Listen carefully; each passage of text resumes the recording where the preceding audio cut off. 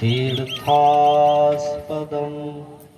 शिवविरञ्चिनुतं शरण्यं वृत्त्यार्तिहं प्रणतपालभवाब्धिपोतं वन्दे महापुरुषते चरणारविन्दम् अखण्डानन्दबोधाय शिष्यसन्तापहारिणे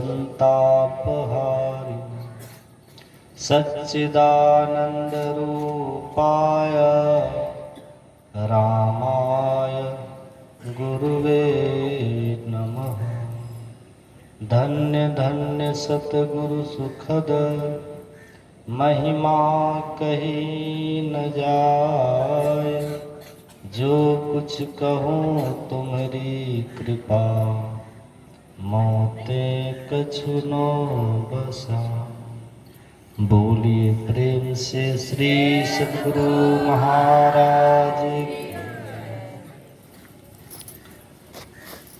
मंचासीन अर्चनीय वंदनीय साधु समाज के युगल पाद पद्मों में नमन। उपस्थित सत्संग प्रेमी सज्जन वृंद, पूजनीय माताओं एवं धर्मशिला बहनों और मंच से बड़े सुंदर स्वर से भजन को सुना रही हमारी बहन लक्ष्मी राज, भाई आदित्य राज और क्या नाम है, शिवांगी जी, इन्होंने बहुत अच्छे स्वर में आप लोगों को भजन सुनाया। इन लोगों को भी बहुत बहुत साधुवाद। आप लोग सत्संग में आए, सबको मेरा जय गुरु, सबको मेरा प्रणाम। एक महात्मा हुए स्वामी राम तीर्थ, आप लोगों ने उनके बारे में कुछ पढ़े लोग सुने होंगे। स्वामी राम तीर्थ नहीं सुने तो सुन लीजिए। आप लोग सुने होंगे कि स्वामी राम तीर्थ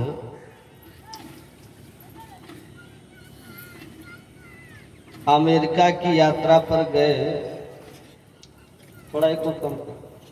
जापान में उनका प्रवचन हुआ। वहां से पानी के जहाज पर अमेरिका जा रहे थे। जहाज जब अमेरिका के बंदरगाह पर लगने वाला था, अमेरिका के एक ऑफिसर ने कहा कि आपका सामान कहाँ है। उतरने के लिए डॉक पर खड़े थे कि अब जहाज लगेगा तो हम उतर जाएंगे। तो सब लोग अपना सामान लेकर के, और ये चुपचाप अकेले खड़े हैं इसी तरह कपड़ा पहन के। कहा आपका सामान कहाँ है। स्वामी राम तीर्थ कहते हैं कि मेरा सामान बस यही है, जहां धर वहां घर वाली बात है। एक कपड़ा नीचे एक ऊपर से ओढ़ लिए थे। कहा कि आप जहाज से नीचे नहीं उतर सकते हैं। कहा क्यों। कहा हमारे देश में भीख मांगने की पाबंदी है, भीख मांगना प्रतिबंधित है। और 300 अमेरिकी डॉलर, अमेरिका का रुपया को डॉलर कहते हैं, करेंसी को डॉलर कहते हैं। कहा 300 अमेरिकी डॉलर से कम अगर किसी के पास है तो वो अमेरिका में प्रवेश नहीं कर सकता। इसलिए आपको जहाज से नहीं उतरने दिया जाएगा। स्वामी राम तीर्थ जी महाराज ने कहा कि मैं अवश्य उतरूंगा। कहा कौन है आप। कह रहे हैं कि मैं अवश्य उतरूंगा अमेरिका के नियम के विरुद्ध। स्वामी राम तीर्थ ने कहा मैं राम बादशाह हूं, राम बादशाह। कहा बादशाह है। जैसे कहा मैं राम बादशाह हूं, कहा बादशाह है तो सामान कहाँ है। राजा बादशाह, कौन से राज्य के राजा, कौन से राज्य के बादशाह हैं आप। स्वामी राम तीर्थ ने हंसते हुए कहा, मैं वो बादशाह हूं जिसके सामर्थ्य से ये सारा जगत चल रहा है। चाह गई चिंता मिटी मनवा बेपरवाह, जाको कछु न चाहिए सोई शहंशाह। जिसको इस संसार में किसी भी वस्तु की, किसी भी धन वैभव पद प्रतिष्ठा की कोई कामना नहीं रह गई हो, कहा कि वही बादशाह है।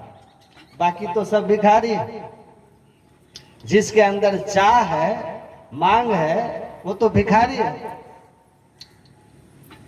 मांग भीतर है, कहा मैं बादशाह हूं, मुझे अब कुछ नहीं चाहिए, पूर्ण काम हूं, पूर्ण तृप्त हूं। जब वो बोल रहे थे, पास में खड़े एक अमेरिका के व्यापारी जापान से अपना सामान लेकर आ रहे थे।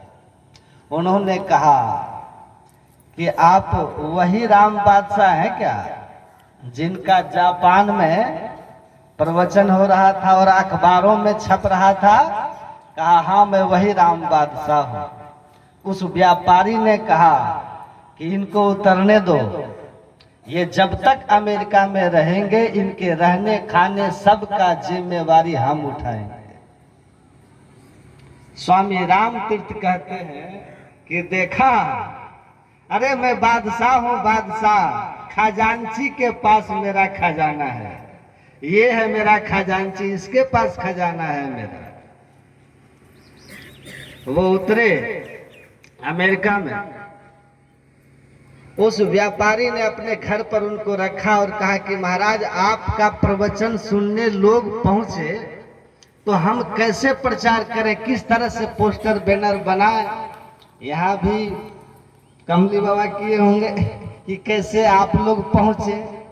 देखते हैं साधु का यही होता है मन, कि संसारी लोग को जिस व्यापार में लाभ हो जाएगा ना, उसका भेद किसी को नहीं बताएगा। सोचेगा वो भी बड़ा आदमी बन जाएगा जैसे हम बन गए, अपना सेक्रेट नहीं बताएगा, अपना राज नहीं बताएगा कि हम कैसे आगे बढ़ गए। क्यों? क्योंकि उसको दूसरे को नीचा करके आनंद आता है।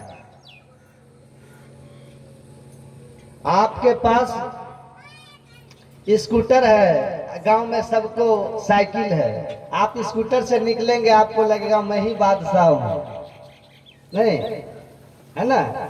लेकिन 2 दिन बाद पता चला कि कोई 1.5 लाख का बुलेट गांव में लेके बड़ करके जा रहा है, आपको अपने स्कूटर में कांटा चुभने लगेगा। क्यों? क्योंकि पड़ोसी तो आपसे मांगा ले। तो अपने सुख से ज्यादा सुख किसी और के पास देख करके संसार के लोगों को दुख होता है। और साधु का स्वभाव क्या है, सज्जन पुरुष का स्वभाव क्या है, दूसरे के पास बढ़ रहा है तो वो आनंदित होते हैं कि चलो कोई तो मेरा भाई आगे चल रहा है। उसका अलग दुनिया, उसका अलग स्वभाव होता है साधु का। तो साधु को जिससे लाभ होगा ना, वो तुरंत भेद बताएगा कि इससे हमको लाभ हुआ, इससे तुम भी इस लाइन को पकड़ के लाभान्वित हो जाओ। हमने सत्संग ध्यान करके अपने जीवन को बनाया, तुम भी करो। घूम घूम के प्रचार करते हैं, ले लो रे कोई राम का प्याला, संत लुटावे, आवाज लगावे गली गली, ले लो रे कोई राम का प्याला। आओ सत्संग में आओ, जीवन सुधारो, मानो कहनवा ना भजन सुनते होंगे आप। आओ जीवन सुधारो, यहाँ आओ सब कुछ मिलेगा। ऐसा मत समझना कि ये सत्संग केवल कथा कहानी है। अभी हम जब पढ़ते थे तो हम कुप्पाघाट आश्रम गए थे उस समय भागलपुर। तो हम कुप्पाघाट आश्रम में घूम रहे थे तो सदगुरु महाराज के समाधि के पास एक बाबा बैठे हुए थे। वहां 2-3 लड़के बैठ करके कुछ बातचीत कर रहे थे। तो हम पूछते हैं बाबा से कि हाथ देखते हैं क्या यहाँ पर? और हमको कहता क्या काम है? हम बोले क्या? बोला भविष्य। हम बोले भविष्य देखते हैं? बोला नहीं, ये भविष्य देखने वाला स्थान नहीं है। यहाँ किसी का भविष्य नहीं बताया जाता इस आश्रम में। ये तो साधु महात्माओं का स्थान है। तो कहा कि तो यहाँ भविष्य, हम बोले नहीं बताते हैं तो और क्या करते हैं? तो वो बोले कि संत महात्मा भविष्य बताते नहीं, भाग्य बताते नहीं, तुम्हारे भाग्य को बनाते हैं, भाग्य बना देते हैं। पलटू लिखा नसीब का संत देते हैं फेर, अपना दिल साचा नहीं ताते लगी दे।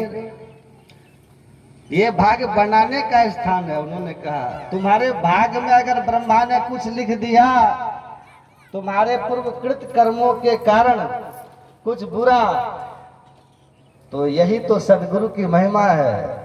काटो फंदा कर्म का जो कोई मेरा होए, आ उल्टी लिखूं ते ही भाल में मेट सके ना कोई। संत लोग कहते हैं तुम्हारे भाग में अगर कुछ लिखा हुआ है ना बुरा होना, तो याद रखना संत शरण जो जन पड़े सो जन उधरण हार, आ संत की निंदा नानका बहुरी बहुरी अवतार। तुम्हारे भाग्य का लिखा हुआ हम बदल देंगे। आगम कहे न संत भरेड़िया कहत है, संत न अवसर देत वैद्य करत है, झाड़ फूक ताबीज ओझा का काम है। अरे हारे पलटू संत, संत क्या करेंगे? राम चरण रसदीन, संत और राम चरण के रसलीन में क्या करते हैं? भाग को बदल देते हैं, किस्मत बदल देते हैं, भाग बदल देते हैं। लिखा नसीब का संत देते हैं, संत भाग बना देते हैं आपका। बहुतों के बन गए, बहुतों के बुरे कर्म के प्रभाव मिट गए। बहुत लोग मिलते हैं तो दुर्लभ मनुष्य शरीर को पा करके संत महात्माओं ने कहा कि मैं तुमको सुख का राह बताता, दुनिया में सुख से कैसे जियो, मरने के बाद भी जमपुरी नहीं जाओ, दुर्गति तुम्हारी नहीं हो। इसीलिए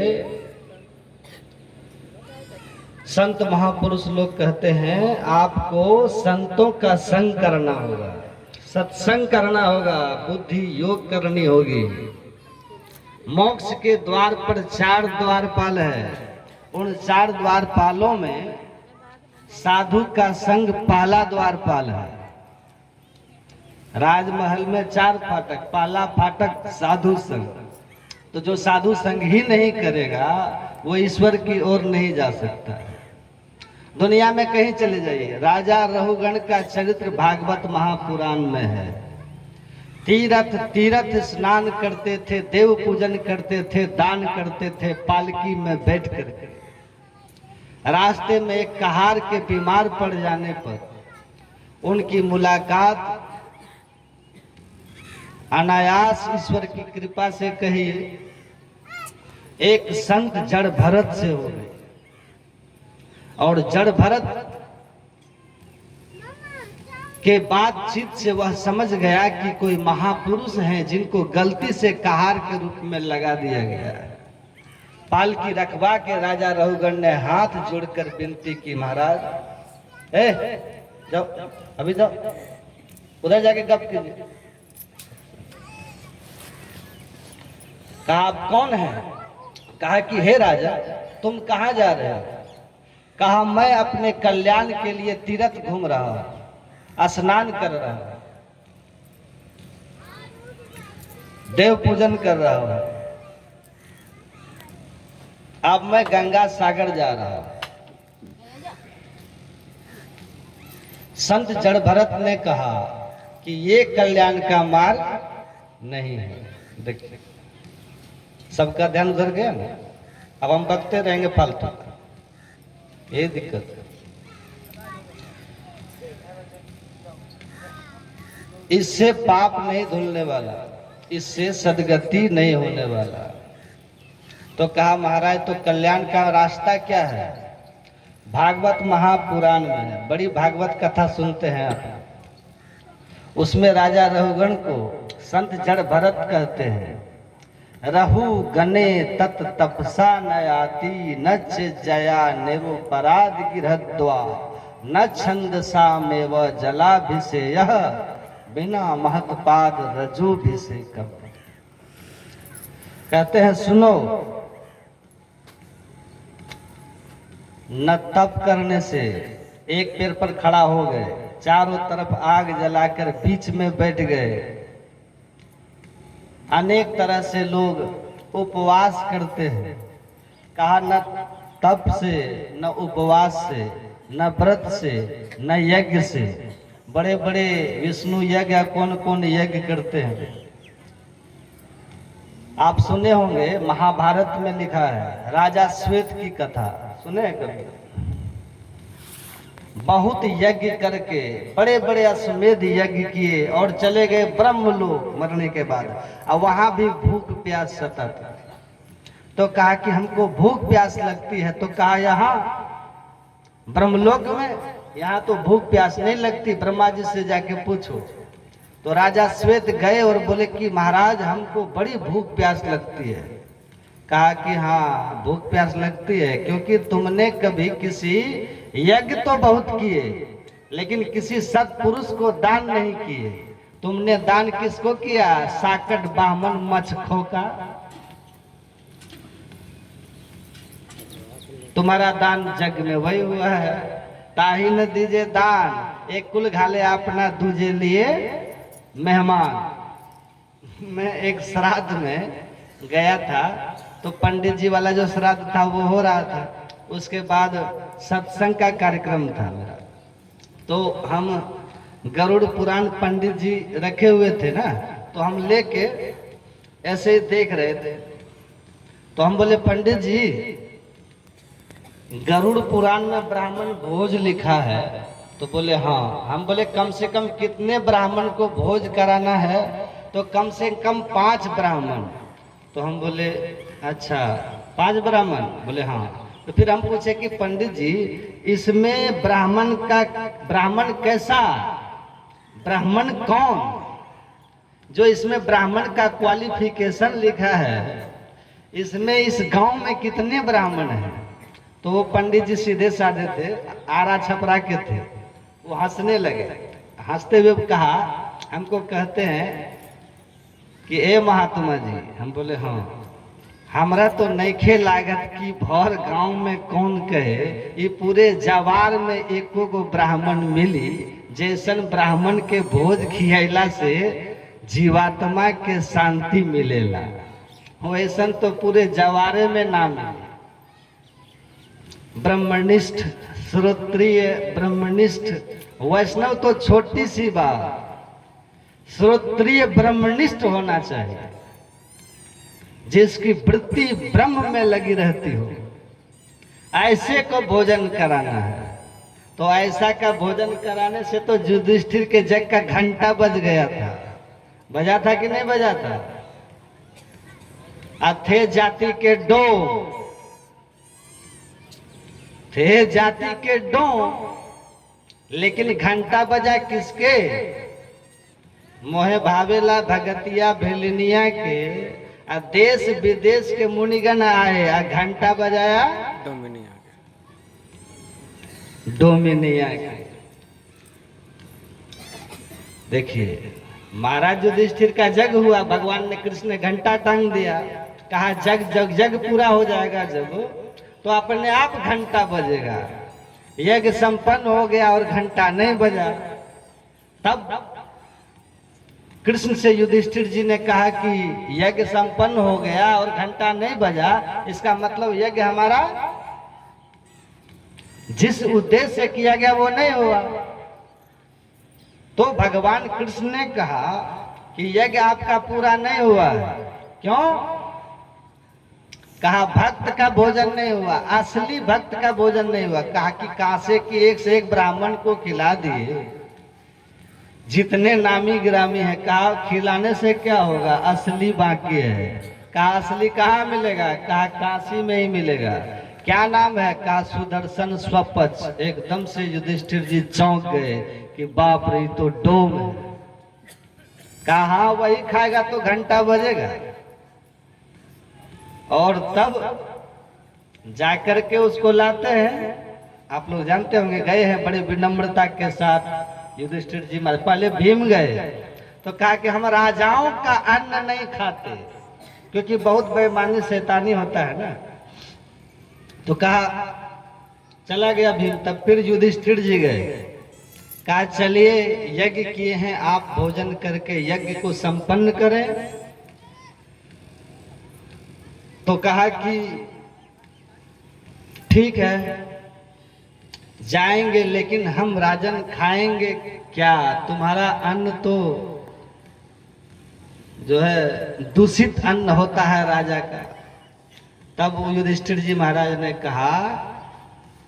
कहे महाराज ठीक है मेरा अन्न दूषित है, लेकिन आप जैसे संत जब तक उस अन्न को नहीं खाएंगे तो वो पवित्र कैसे होगा? तो मेरे अन्न को पवित्र करने के लिए आप चल के भोजन करें। तो कहा कि तुम राजा होकर के भी बहुत विनम्र हो, हम जरूर जाएंगे, क्योंकि साधु भूखा भाव का, धन का भूखा नहीं, और जो भूखा है धन का सो तो साधु नहीं। तो भाव का भूखा। तो वो चले गए, भोजन किया। 56 भोग बना था। द्रौपदी खुद बनाई थी कि आज ऐसे भक्त आ रहे हैं जिसके खाने से घंटा बजेगा। तो सबकी उत्सुकता थी।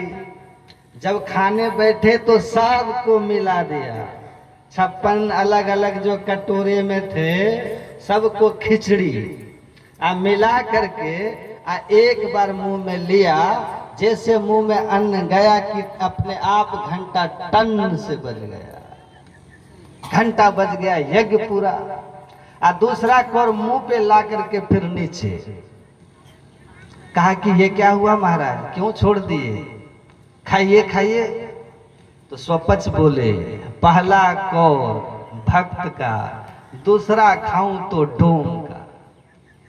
कहा कि नहीं समझे महाराज, क्या त्रुटि हो गई? कहा कि आप अपनी महारानी द्रौपदी से पूछ लीजिए, द्रौपदी से पूछ लीजिए। कहा क्या?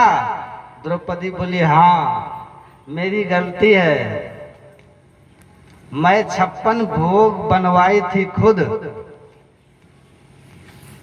कि भक्त आ रहे हैं और खाएंगे, लेकिन ये सबको मिला दिए। एक कोर खाए, दूसरा कोर जैसे खाए तो मेरे मन में आया कि 56 भोग था, अलग अलग स्वाद ले ले करके खाते, तो सब मिला दिए।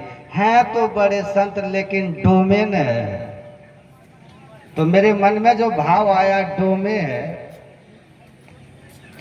तो मन की गति को उन्होंने तुरंत पकड़ लिया और तुरंत छोड़ दिया, चल दिए वहां से। उनका काम हो गया, घंटा बज गया। तो श्रोत्रिय ब्रह्मनिष्ठ महा ब्राह्मण भोजन करते हैं, तब जग का घंटा बजता है और वो ब्राह्मण वही होगा ब्रह्म जानाति सो ब्राह्मण है। जिसने ब्रह्म में जिसकी सूरत लग गई वही सच्चे अर्थ में ब्राह्मण भोज का अधिकारी है। अब बाकी खिला करके परंपरा को निभा दीजिए, होना जाना कुछ नहीं है। फिर वही आदमी जिसका श्राद्ध करके मुक्ति दिलवाए हैं प्रेत जोनि से, पता चलेगा किसी को पकड़ लिया है। पकड़ता है कि नहीं श्राद्ध के बाद भी? क्यों? क्योंकि जैसा होना चाहिए ना हुआ नहीं ना, उस तरह के लोग ही नहीं है, वैसे मिले नहीं आपको भोज खाने वाले। तो मैं कह रहा था, राजा श्वेत को कहा कि तुम यज्ञ तो किया लेकिन स्वपच जैसा को दान किया ही नहीं, इसीलिए तुम्हारा यज्ञ पूरा नहीं हुआ। पुण्य हो गया पर पूरा नहीं हुआ, ब्रह्मलोक तक तुम पहुंच गए लेकिन भूख प्यास तुझे सताती है। तो कहा क्या करूं, क्या खाऊं? कहा कि तुम्हारा शरीर जो है, जो शरीर जिसको तुम छोड़े हो तप करके जंगल में, वो शरीर तुम्हारा सरोवर में सुरक्षित है मेरी कृपा से। ब्रह्मा ने कहा ये मेरा विमान लो और इस विमान से तुमको रोज जाना है और अपना ही मृत शरीर का मांस खा के रोज ब्रह्मलोक आना है। कहा महाराज ऐसा दंड कब तक? कहा कि जब महर्षि अगस्त का दर्शन होगा, वे संत हैं, उनके दर्शन से तुम्हारे पाप खत्म हो जाएंगे। संत दरस जिमि पातक टरे, जब द्रवहि दीन दयाल राघव साधु संगति पाइए, जही परस दरस समागमादिक पाप राशि न सही। का उनका दर्शन प्रसन्न होगा तुम्हारा, उसी दिन ये पाप समाप्त हो जाएगा। तो वही हुआ। एक दिन देखे महर्षि अगस्त की, अरे अपने दिव्य दृष्टि से कि अरे ये तो कोई दिव्य लोक का पुरुष उतर रहा है विमान से, आज सरोवर में जाके मांस खा रहा है।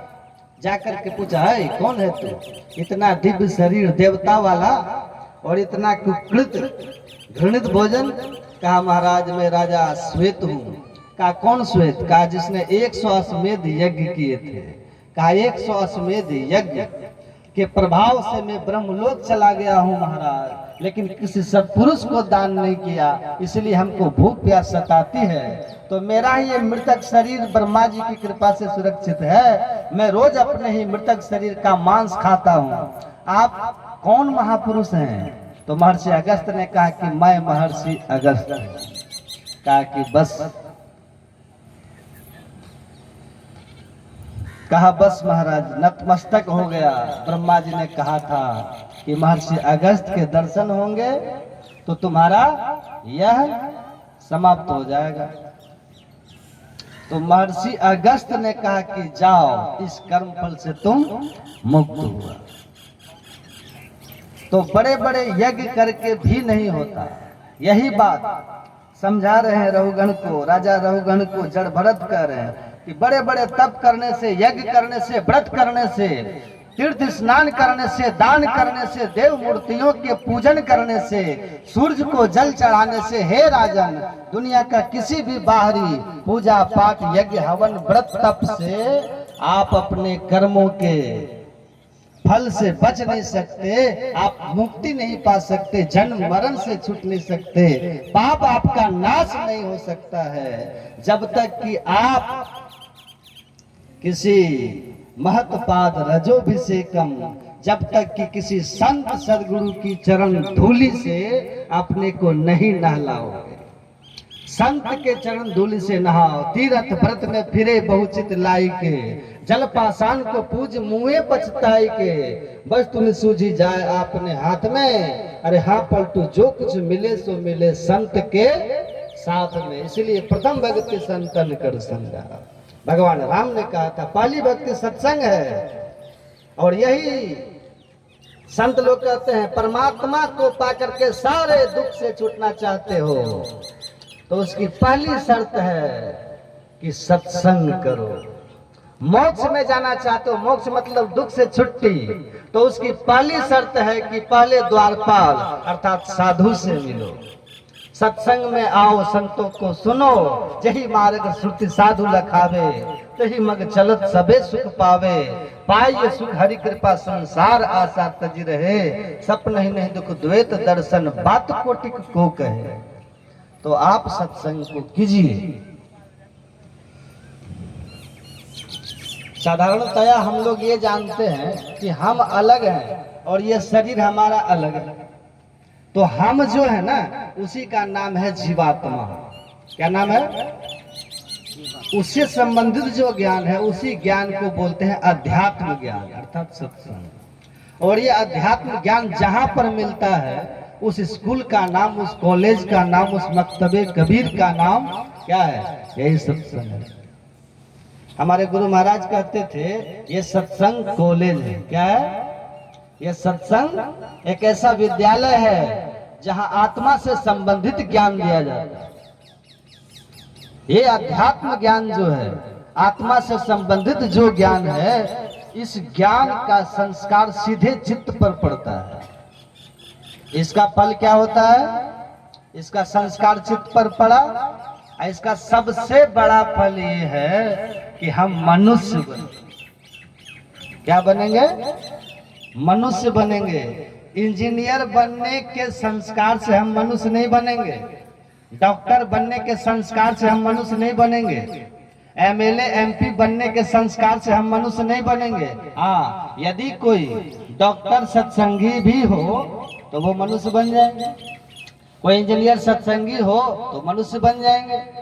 सत्संग जहां है और सत्संग जिनके साथ है वो मनुष्य बनते। लिखा हुआ है, आप पढ़िए, साधु संगत की वासना, सत्संग की वासना, अध्यात्म ज्ञान की वासना, साधु संतों के संग की वासना। सुन रहे हैं ना आप लोग? सुन रहे हैं कि नहीं सब लोग? साधु संग की वासना, अध्यात्म ज्ञान की वासना जिनके चित्त में हो जाती है तो फल क्या होता है? संत माता सहजोबाई कहती है, साधु संगत की वासना जागत प्रगट हो। साधु संगत की वासना बड़ा मार्मिक शब्द है। साधु संगत की वासना, एक शब्द का प्रयोग है वासना का। यह वासना बड़ा अद्भुत शब्द है।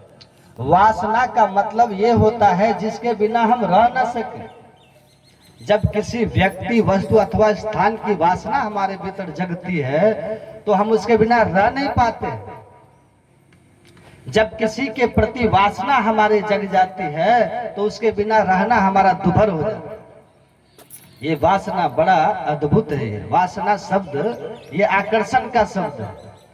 वासना शब्द एक खिंचाव का शब्द है, एक अटैचमेंट का ये भाव देता है, लगाव का भाव देता है ये वासना। तो वही संत कहते हैं जब सत्संग की वासना हमारे भीतर हो जाए, मतलब क्या हुआ? सत्संग के बिना हम रह न सके। तब इसलिए हमारे गुरु महाराज जी क्या कहते हैं? सत्संग मेरी श्वास है। अब श्वास के बिना रह पाइएगा? रह पाएंगे आप श्वास के बिना? अन्न के बिना तो आप कई दिन रह लीजिएगा, जल के बिना भी आप बहुत समय तक रह सकते हैं, लेकिन कोई बोले कि हम श्वास के बिना 5 मिनट रह लेंगे, संभव है? 2 मिनट भी नहीं रह पाएंगे। हमारे गुरु महाराज जी थे कैसे? आप गुरु महाराज का इतिहास जानिए। हमारे गुरु महाराज जी कैसे थे? हमारे गुरु महाराज जी को श्वास पर विजय प्राप्त थी। हमारे गुरु महाराज जी बिना श्वास लिए समाधिस्थ रहते थे। इनकी नाड़ी की गति बंद रहती थी, ये हृदय का धड़कन बंद रहता था। श्वास लेते तब ना हृदय में धड़कन चल रहा है, नाड़ी की गति चल रही है, सब बंद हो जाता था इनका, ये सब बंद रहता था। मतलब बिल्कुल सब का लक्षण होता था, मुर्दा का लक्षण होता था। मृतवत हो जाते थे। मृतवत तिष्ठते सो योगी मुक्तो नात्र संशय। जो मृतवत हो जाए ऐसे महापुरुष योगी कहलाते। ऐसे थे हमारे गुरु महाराज। लेकिन सत्संग की महिमा को उजागर करने के लिए ये कहते हैं सत्संग मेरी श्वास है। अब श्वास के बिना आप रह पाएंगे? अपने लिए गुरु महाराज जी नहीं कह रहे हैं, वो तो श्वास के बिना रहते थे। आम लोगों के लिए, आम लोग बिना श्वास के नहीं रह सकते। वो संसार को ये शिक्षा देते हैं जैसे आप श्वास के बिना नहीं रह सकते हैं, ऐसे ही आप सत्संग के बिना मत रहिए। जैसे श्वास के बिना नहीं रहते हैं ना, नहीं रह सकते, ऐसे जो सत्संग के बिना नहीं रह सकते। यही है सत्संग की वासना।